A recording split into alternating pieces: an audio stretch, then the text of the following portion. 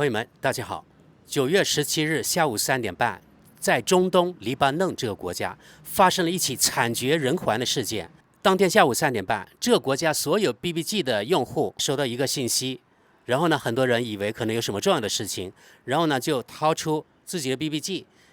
有的可能一掏出来的时候就爆炸了，有的人动作快一点，到手这个地方，或者是到那个脸部这个地方，然后他的眼睛被炸瞎了，或者手呢被炸伤了，脸被炸那个出肉了等等，反正当场呢就有12人死亡，然后呢400多人受重伤，其他的几千人受轻伤或者不同程度的受伤等等。反正啊，这是通过高科技，可能是遥控，导致呢全黎巴嫩的这些 BBG 同时爆炸。这是一起可以说是震惊世界的惨绝人寰的事件，也是人类有史以来可能最大规模的这种屠杀之一吧。人们怀疑啊，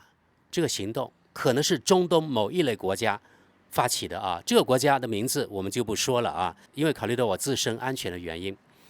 而我想我们都知道到底是指哪个国家，对不对？反正是中东一个小国，一个异类国家。而这个国家可能它的邪恶基因呢比其他民族更多一些，所以它杀人底线要比别的民族可能更低一点。我能想到的就是我们中国东边也有这样一个邻居，一个恶邻。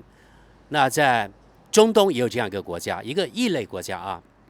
有趣的是啊，看到这个 BBG 的时候，我有点不相信啊。到了现在啊，2024年，有的国家还在大规模使用 BBG。因为我没有去过黎巴嫩，所以我不知道它当地的实际情况怎么样。为什么还有那么多人使用 BBG？ 是不是它的那个通讯对于这个基础设施的要求比较低一些，或者是更加便宜一些，还是怎么样？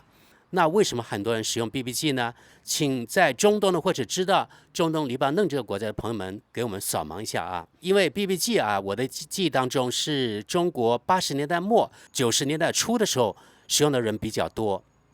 因为那个时代呢是 BBG 还有大哥大，对不对？ BBG 当年使用非常的普遍，是因为当时呢还没有我们现在这种手机或者移动电话，当时真的还没有这个东西，所以人们呢要进行移动通信的话，那个 BBG 是一个比较廉价的这种又比较便捷的这种移动通信模式，所以当年在中国真的非常非常受欢迎。但是30-40年过去了，竟然在中东这个国家还那么受欢迎。更有趣的是啊，很多 BBG 的生产厂家是来自一个，那就是台湾的金阿波罗这个公司。于是呢，发生这件事情之后，媒体呢就联系台湾这家公司啊，但是这家公司的老板否认是他们公司生产的。他说这是我们委托欧洲的 BAC 这家公司生产的，你们去问他吧。这家公司呢是位于匈牙利，然后呢媒体当然也联系了，但这家公司也否认是他们自己生产的，他们说我们只是中间商。于是呢现在就比较敏感了，到底是谁生产的？台湾绝口否认啊，但是欧洲这匈牙利这个公司也否认，那到底谁生产的呢？目前没有更多的细节。我在别的媒体看到过啊，就是这些 BBG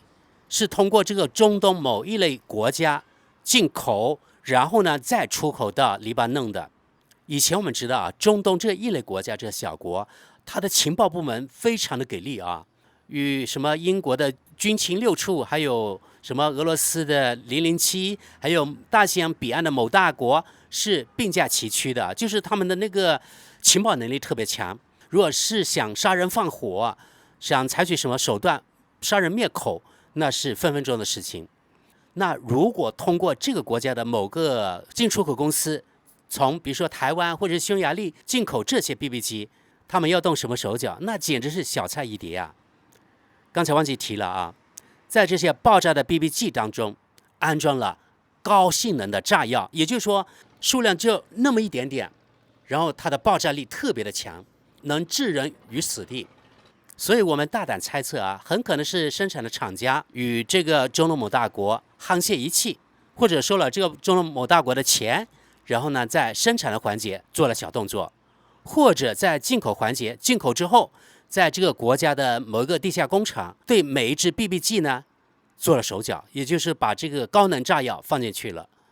恰好那天听说啊，在那个时间点，这个中东某一类国家，它的无人机也飞到那个地方去了。这种东西啊，这个爆炸只能通过远程遥控来操作，发布中央指令，然后呢，全部的 BB 机同时就爆炸。可以说这是高科技战争的新形态啊！人类真的有的时候邪恶到没有底线的，让我感到非常非常的惊讶。这种事情啊，不是一个正常的国家能够做出来的啊！可笑的是，也讽刺的是，目前西方国家没有任何一个国家站出来谴责这个国家，或者是怀疑那个国家。因为过去我们可以看到啊，发生什么事情，西方国家很容易没有任何证据的时候，怀疑就是什么中国呀，或是俄罗斯干的这种事情，对不对？但是到了这个时候，你看西方国家全部哑巴了。我读到这条新闻的时候，大家知道我心里想的是什么吗？既然这种 BB 机都能够做手脚，对吧？有一点点炸药就可以了。那么我们所有的设备，比如说我们的手机啊，我们私人用的无人机啊，还有我们的电视啊等等，反正家用电器、手机还有电脑都可以，对不对？而且动手脚的难度肯定不大，因为有的东西啊，它的空间挺大的，对吧？你想要置人于死地，真的太容易了。这么一想啊，我就觉得我们这个世界呢是越来越邪恶了。好在呢，我这手机是中国的华为，我认为它是非常安全的，因为从中国带过去的，应该不可能被人家做什么手脚，希望不会吧。还有我使用的这个麦克风也是华为的，我摄像的那个手机也是华为的，所以相对来说，可能我目前是比较安全的。但是你这样推断吧，如果某人或者某个国家想置人于死地，真的是非常容易，而且可以大规模的杀人灭口。通过9月17日下午3点半在黎巴嫩发生的同一时间大规模 BB 机爆炸的事件啊，怎么说呢？我觉得我们人类到了非常危险的时候了。还有我另外想到另外一件事情，那就是既然啊每个国家没有安全感了，那今后怎么办呢？手机还要使用啊，对吧？还有其他电器也要使用，那是不是人类今后呢都是每个国家自己生产自己的东西了？肯定一个是资源得不到最佳的那个配置，对吧？然后呢降低了效率。另外一个，如果每个国家自己生产的话，那单个那个价格可能就会特别特别高。也就是说，我们人类今后啊，我的记忆当中应该是2018年特朗普上台以来，对中国发动了这个贸易战，然后呢科技战呀、信息战等等，从此拉开了去全球化的这个序幕啊。然后呢，通过去全球化就涉及到供应链的问题、供应链的安全、供应链的多样化等等等等。反正呢，这个去全球化以及供应链这个问题呢，都是由邪恶的西方，我只能说真的是邪恶啊。因为之前的话，这个全球化好好的，对吧？大家各司其职，没有什么很大的那个摩擦。但是现在通过特朗普上台之后，然后呢，拜登可以说是发扬光大，现在美俄还有中美这个脱钩越来越严重，然后美国像一个黑社会的老大，拉拢他那些手下，他那些小弟，要与中国脱钩，对吧？德国媒体还有德国政客说是降低对中国依赖，这是其中一个例子啊。然后呢，通过9月17号发生这件事情呢，我觉得我们每个人每个国家，可能现在都没有安全感了，对不对？也就是说，今后很可能真的是每个国家或者是每个阵营设法呢，每个东西都自己生产。你想想看，如果是每样东西每个国家都自己生产，对资源造成了多大的浪费，对吧？人类没有必要这样啊。但是由于某些邪恶国家出于自己私利啊，这样就是扰乱了全球化，去全球化，然后呢中断了这个供应链。首先罪魁祸首就是美国以及西方国家，而中国是被迫应对啊。有多浪费资源呢？我们以农民为一个例子，比如说我们南方这里很多水稻田，现在有的很金黄了。那如果是我做一个农民，我就种水稻的农民，我种出水稻来，然后提供给其他人，那我的任务就完成了，我就是一个合格的农民了，对不对？但是如果按照西方现在的做法，因为西方呢发起了贸易战，导致了每个人都没有安全感了，每个人都要自己做，从头到尾。那种水稻要有育种，可能要比原来拼还要厉害，要自己把那个水稻的种子弄出来。还有化肥、农药啊，那作为农民，我要自己生产化肥了，我要自己生产农药了。还有呢，我这水稻还要收割呀，还需要工具啊，这些工具不是镰刀什么之类的，我要自己生产啊。镰刀需要铁，那还有需要钢，那我要自己呢炼钢造铁，对不对？钢的话还涉及到矿山，我做一个农民，我要自己开矿。你们说一整条这个供应链，我自己做一个农民，我能搞定吗？对不对？绝对不可能嘛。这只是一个例子啊，其他所有的例子都一样。你们说，做一个农民，本来他可以非常舒服的种好自己水稻，而现在花那么多时间做一连串的事情，他还能够专心种自己水稻吗？可能到头来它的产量还不及原来1/10呢，对吧？这就是造成资源极大浪费。也就是说，原来呢，我自己好好种水稻就行了，然后呢，我的稻米啊，我的大米卖给人家，可能1斤2块多、3块钱就可以了。而现在我所有的东西自己做，产量就有原来1/10，那我的价格肯定要是原来10倍甚至20倍啊，对吧？也就是说，我原来2、3块钱的那个大米，现在我要卖到40、50块钱1斤。也就是说，所有人生活水平都直线下降，整个地球人可能一夜就回到了100多年、200多年前这样的形态。但是由于人类啊，有些国家、有些民族太邪恶了，太以自己私利为重了，所以呢，他们这样做可以说把其他人也拉下水，而中国就是一个受害者之一。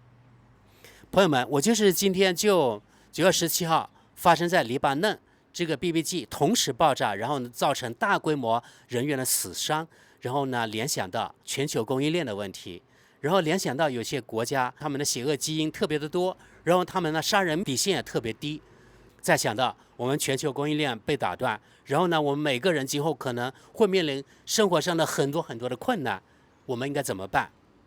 中国做一个大国，相对来说非常的独立，14亿人是全球最大的单一市场。也就是说，遇到这种事情的时候呢，中国相对来说应对这种危机也好，还是什么其他情况也好，这种危机处理能力相对来说肯定是世界上数一数二的。可能中国人的生活相对呢受到影响比较小，但是像有的人口可能只有几万的，或者有的人口只有几百万的，那他们受的影响就更大了啊，甚至他们的生活水平真的是直线下降。这是我们愿意看到的吗？但是由于某些邪恶的国家，他们首先发起的，没有办法，其他国家只能被迫应对啊。然后呢，我再想到啊，由于2018年以来，美国对中国发起的贸易战啊、科技战啊、信息战，导致了啊，不仅中国的经济受到影响，美国的经济受到影响，全球的经济也被拖累，对吧？而现在，中美啊，还有美俄啊，还有中国和西方国家，主要是西方了，对吧？要与中国切割，所以呢，导致了还是涉及到刚才说的供应链问题，所以导致了每个国家自己开小灶，然后呢，自己搞自己的东西，这个经济的效率大大的打折扣，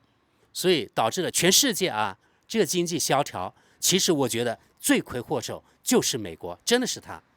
中国的经济现在不好，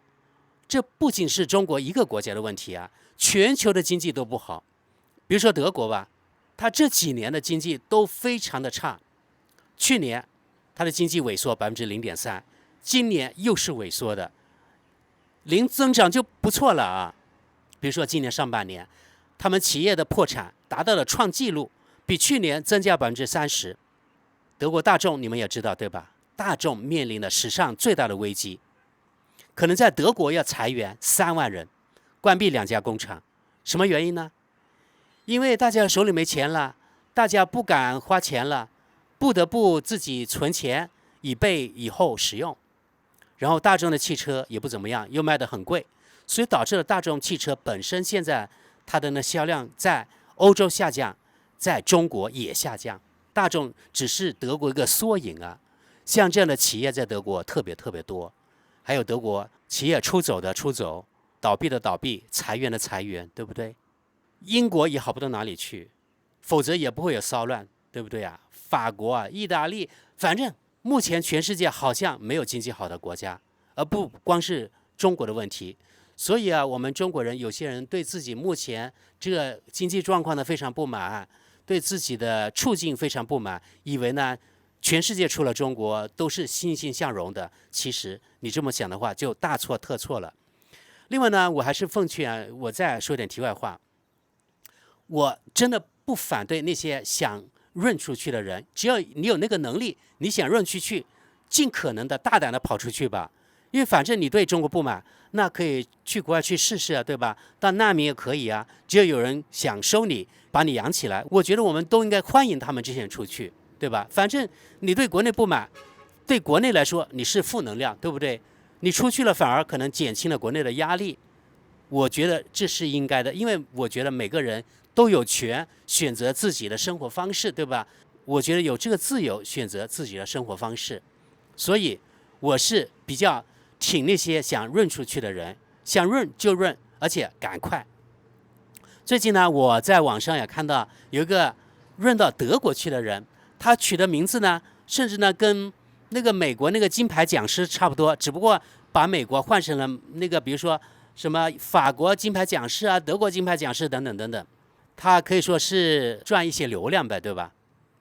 像这种人，我真的非常鼓励。今天凌晨呢，有位网友呢跟我讨论这个问题，说你看这个人呢到德国当难民去了，德国把他养起来，然后他还自己干黑工，拿2份收入，他感到特别气愤。我对他说，其实呢你不用气愤，你不用对这个德国所谓的金牌讲师气愤，我觉得你应该气愤的是对德国有关部门，他们颁布了这个法律，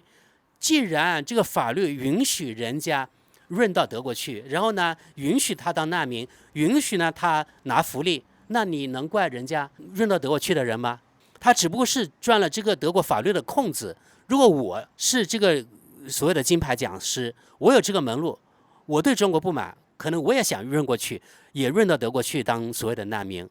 为什么不呢？谁叫你有那个法律？谁叫你这个法律允许这个德国人给这些所谓的难民发这么优厚的福利呢？对吧？所以我认为啊，我们不能够怪这个所谓的什么金牌讲师，要怪就怪德国，要骂就骂德国就是傻逼。真的，我对这个网友说，德国就是傻逼，是德国这些圣母啊，想把这些所谓的难民把他养起来，不管自己本国的人，特别是德国工薪阶层，就说你工作的，你纳税的，那就是非常傻逼的人，把我们当韭菜，一批一批的一直往下割韭菜，然后呢，把这些所谓的难民把他供养起来，把这个所谓的金牌讲师把他供养起来。所以我绝对不会去谴责这个从中国润到德国去的人。我特别气愤的就是对德国这个有关部门，对德国政客，对吧？就这些政客呢制定这样的法律条款，然后呢让这些润到德国去的人可以当大爷，在那个地方。真的，我们把这些外国的难民当大爷供养起来，就这样。德国傻逼，只能这样说了啊。好的，朋友们，通过9月17号在黎巴嫩发生的事情呢，我就大概发表一下我自己的感想啊。我不知道大家有什么看法，请在下面留言。好的，我们下期见，拜拜。